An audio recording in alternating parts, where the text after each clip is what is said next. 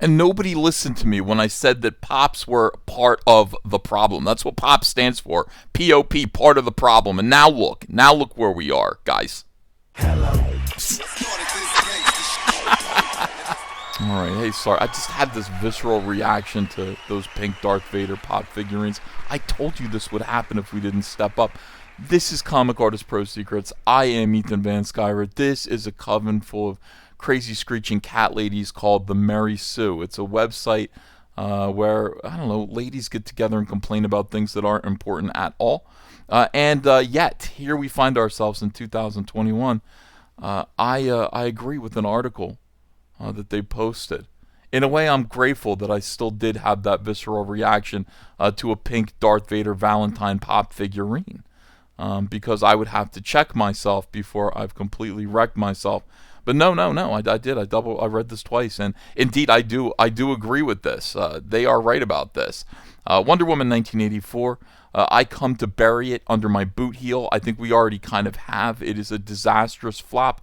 No matter what Warner Media says, they're trying to put a bright, happy, sunny face on this. But how long can you really smile when you've lost $100 million just out of pocket and a projected $900 million that you would have made had you just held on to this film until July of 2021? Instead, they rushed it to release in December, right before Christmas, so that they could get, I don't know, get it off the books. Who knows why they did that, but they ended up losing a tremendous amount of money.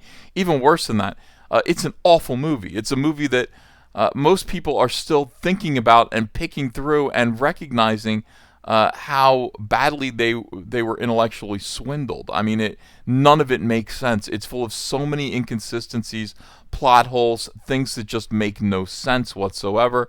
And people are kind of having a little bit of fun taking it apart and making making us all kind of gasp in horror at how weird it was. That's Patty Jenkins. Patty Jenkins had some success with Wonder Woman 1. People are quick to point out that she won an Oscar for Monster way back when, and that, this is kind of a shock to everyone, this level of incompetence. I don't know if it's all her fault, but at the head of this, the main thing that people are discussing is their horror, and I mean, I would say horror at the fact that Wonder Woman is portrayed as somebody who does not respect the sexual boundaries of a man whose body has been taken over by the ghost of her long-lost love, Steve Trevor, somebody who died in World War I.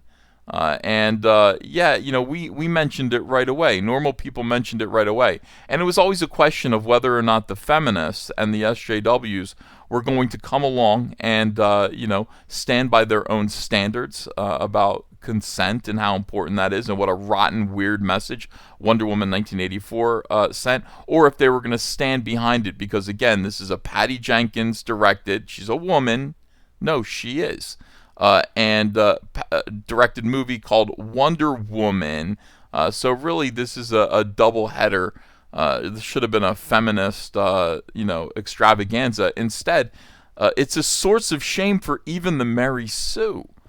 And this article's it's pretty good. It's fun to watch these young ladies who probably had high hopes for this movie just come to terms with the fact that it was shit. Once it was revealed that Steve Trevor would be returning in Wonder Woman 1984 after his death in the first film, the question was, how are they going to explain his return? The answer was, not great, Bob. Okay, so I get it. I get what you're going for there, young lady, but that didn't really land. In a film where walls are built instantly, nuclear weapons come from nowhere, and immigration services manifest in the blink of an eye. This is what they saw. Steve Trevor is resurrected in the body of some random, handsome, rich dude in D.C. instead of his own. Why? Unclear. I mean, yes, Steve's body was blown up, but again, weapons appear out of nowhere. Why can't Steve do the same? There is no narrative reason for her boyfriend to possess the body of someone else. That's exactly true. We were all sitting there wondering why it had to be this way. I mean, theoretically, the way this monkey's paw of an artifact worked is you make a wish on it, you get your wish, but there are unintended consequences. Like, things don't always go the way that you want them to go. You get what you want, but it leads to something that maybe you would regret your wish. Under those circumstances and under those rules, the rules of this artifact, of this MacGuffin, Steve Trevor should have just come back. What would have been the problem with Steve Trevor as Chris Pine coming back? Well, the answer for that is, and this is how misguided the filmmakers, these people are. The answer for that is, I think, at their own heads. They thought, well, what we're trying to say here is that Wonder Woman doesn't care about what he looks like. Steve Trevor's physical form was never the issue. It was his heart. And even if his heart, was in his heart and his soul, even if his heart and soul were in the body of somebody completely different, Wonder Woman would see through that and love him for him, not for what he looked like. Well, how convenient then that Steve Trevor, his heart and his mind, went into the body of a man even more handsome than Chris Pine. That's a nice coincidence. It's not like his heart, soul, and mind suddenly jumped into the body of Movie Bob. That didn't happen. Suddenly it wasn't Wonder Woman faced with the physical form of Bob Chipman and trying to decide if she really is able to love his body for his mind. That was never a problem. So that was a misfire. Definitely a misfire. So we go down here. Especially, here's the main thing, since they have sex with this stolen body. Now it sounds pretty, pretty morbid. Which, is rape. It is. It's grape. We need to say grape for the YouTube algorithm. They pick up on this R word here. They don't like that R word. So I'm going to be saying grape now, which sounds kind of good right now. I wouldn't mind a Welch's. In case you didn't know, and apparently director Patty Jenkins kind of knows. All right, so Patty Jenkins is dealing with this issue. Like, people are not, even though you are used to dealing with the Mary Sue, they're not going to give you a free pass on everything. And they're not giving Patty Jenkins or the makers of this film, Wonder Woman 84, a free pass on this, and why should they? But here's somebody who kind of, who mounts a defense. This guy is the Johnny Cochran of wish fulfillment grape offenses. He is going to, this guy is going to get Patty Jenkins off the hook, and she loves it. She is the O.J. Simpson of grape wish fulfillment. So here he goes. My defense of Patty Jenkins and Wonder Woman 1984's usage of the body swap trope, plus a link to Body Swap Movies Wiki, linking respected people I follow. Here it is. Here's his, he says, all right, none of this, all right, so this mentions Tom Hanks in Biggs. Tom Hanks is a 12-year-old boy in a man's body, and in the movie, how very, very strange, in the movie, they have Tom Hanks, who is a 12-year-old, have sex with an adult woman. That is something that people didn't recognize in the 1980s. We were too busy dancing to Cyndi Lauper and snorting massive amounts of cocaine. Well, I was like 11. But in any case, I did not dance to Cyndi Lauper, is what I'm trying to say. But in any case, that is an example, a kind of example of this.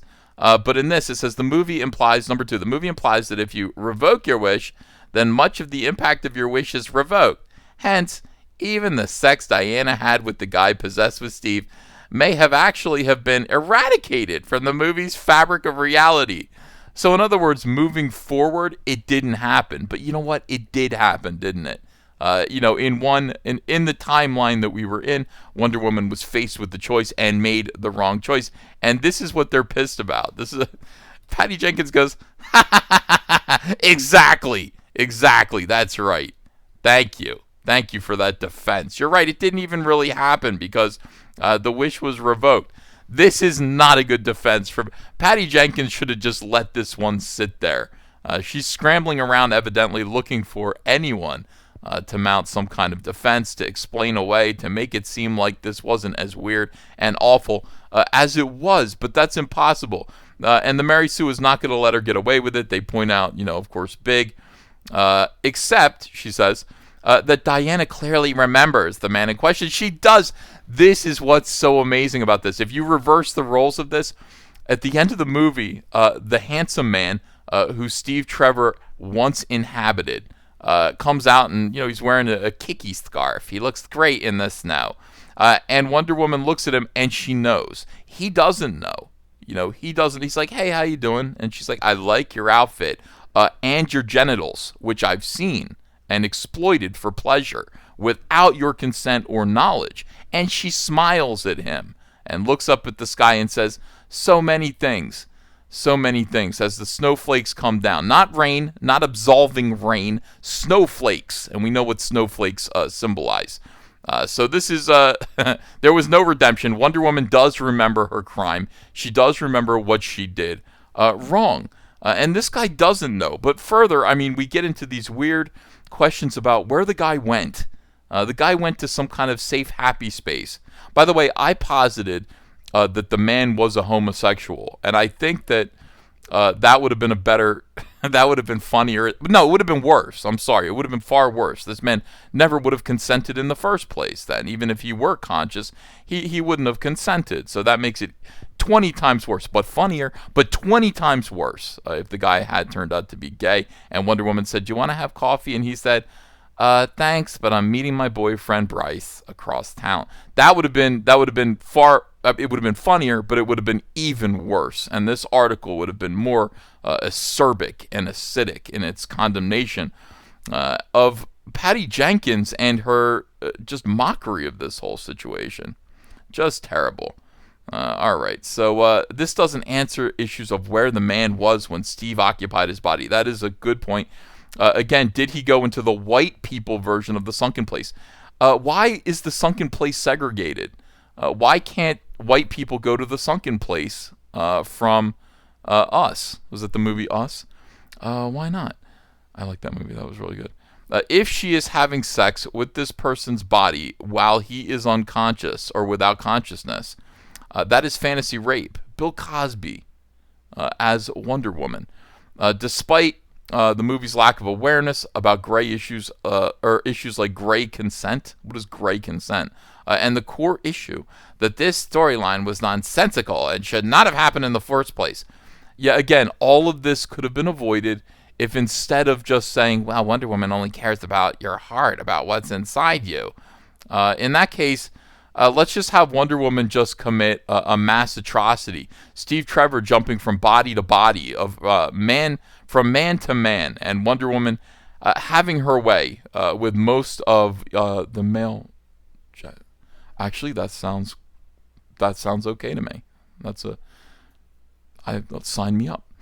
So in any case, there are many things that the movie could have done in order to bring Steve back. This movie clearly isn't above lookalikes or reincarnation or just bring him back. And that's what I would say. If I were talking to Patty Jenkins and Jeff Johns in the writer's room, I would have said, guys, just bring him back, because people are... And the other thing is, I watched this movie and I was like, what if this dude is like the best con artist in the world?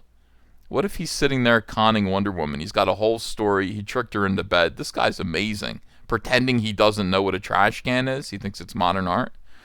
Yeah, this guy's very gifted. All right, so in any case, male sexual assault was part of two big discourses over the recent holiday week. Well, Merry Christmas, Mary Sue. Merry Christmas to you guys. I hope you enjoyed that discussion over eggnog and hot cocoa.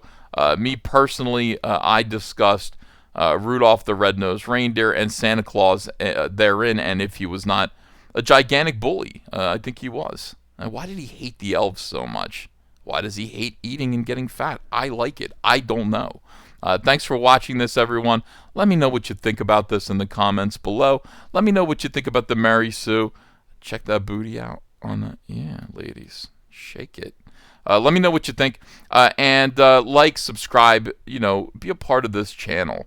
Why not? Why wouldn't you? And do not order this. Don't do it. Don't order these. What is this? Oh, actually, those are nice. That's Baby Yoda socks. I don't know. Order that. Dude, pink stormtroopers, come on now. Give me a break. See you later. New from All Caps Comics. Rainbow, the Brute, the last real man in fairyland. A tale of prismatic pain, a spectrum of brutality, and a pretty good dad. Choke slam a unicorn by backing it today, only on Indiegogo. Hey, I got a P.O. Box. Want to send me some mail? Send it to Ethan Van Sciver, P.O. Box 607, Marlton, New Jersey, 08053. And I'll probably open it up on the live stream. Thanks very much, everyone.